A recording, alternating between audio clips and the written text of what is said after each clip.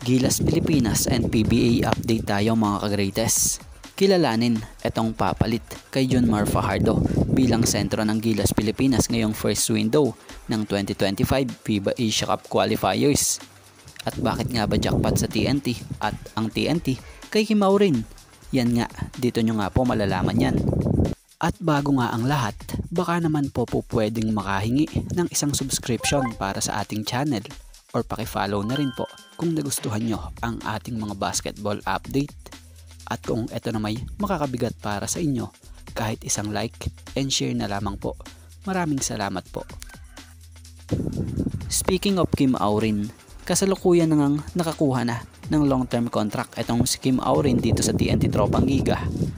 Matatandaan una na ngang nabigyan at nasubukan ng TNT si Kim Aurin para sa 6 months contract. Pero nang dahil sa impressive game nitong mga pinapakita sa bawat game na gagamitin siya, nabigyan siya ng napakagandang kontrata na 2-year deal contract. So alam nyo bang etong si Kim Aurin ay sobrang napa-impress etong TNT matapos mag-step up sa mga laro nila panahong injury etong sila Jason Castro and Roger Pugoy. At sa 10 games niya sa TNT this 2023-24 PBA Commissioner's Cup, nag-average nga ito ng 6.5 points per game and 1.1 rebounds per game. So normal at impressive yung numbers na ganyan para sa isang rookie, lalo pat di pa man gaanong kataas na minuto ang nakukuha niya last conference. So inaasahan na next conference na mas mabibigyan na ito ng mas dissenting minuto, lalo pat nakita na ng TNT ang kakayahan nitong si Kim Aurin. Kaya naman nabigyan to ng 2-year deal contract eh.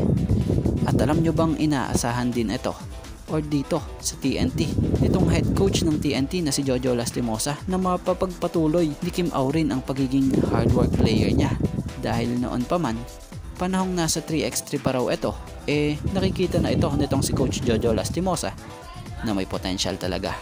Kaya naman asahan next conference makakakita tayo ng mas mapapadalas na itong masama sa mga regular rotation ng Tropang Giga.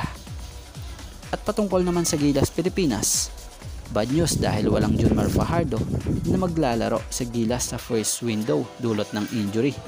So ginusto man mapabilis ni Junmar ang paggaling niya, kaya lang payo nga ng doktor sa kanya na kailangan muna niya ipahinga ng 2 weeks yung injury niya. Kaya naman ngayon, butas na butas ang lineup ng Ginebra dahil bukod pa kay Junmar, wala ring AJ Edo pa ang Gilas dulot ng injury rin na to. Pero yan nga ang agad na solusyonan nitong si Coach Tim, dahil sa pagkawala ni Junmar Fajardo and AJ Edo, si Japet Aguilar ang muling tinawagan as backup big man ng Gilas. Matatandaan naman ng nagretiro na ito kamakailan lang sa Gilas, pero dahil kailangan nga ulit siya at tinawagan pa din siya, walang dalawang isip na tinanggap niya para sa bayan. Inaasahan na magiging backup ni Kai Soto ang veteran Gilas and Ginebra big man na ito ngayong walang Junmar and Edo sa magiging mga larong ito sa first window. Bukod sa kanilang dalawa na magiging sentro, inaasahan rin na pagkakailanganin pa ng isa pang sentro, si Carl Tamayo ang magiging third string center nila. So baka nga raw sa pagkakataong ito, kailanganin muna rin ni Carl Tamayo na maglaro muna sa hindi talaga niya nakasanayang position. So maasa si Coach Tim at tiwala siya sa kanyang mga bata.